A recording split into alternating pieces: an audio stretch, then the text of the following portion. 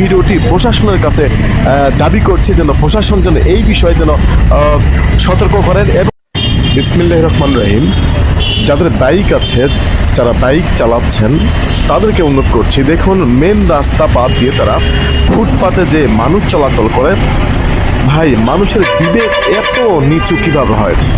যাদের বাইক আছে তারা এভাবে কেন বাইক চালাচ্ছে? আসলে তো এভাবে বাইক চালানো উচিত না।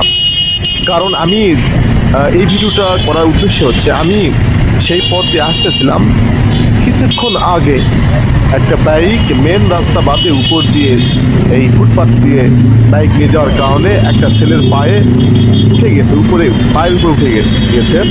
যাই হোক, সেই সময় আমি ভিডিওটি করিনি, কারণ সেই সময় ভিডিওটি করলে হয়তো ভালো হতো, কিন্তু যাই হোক, আর ভিডিওটি আমি করতে পারিনি সেই সময়।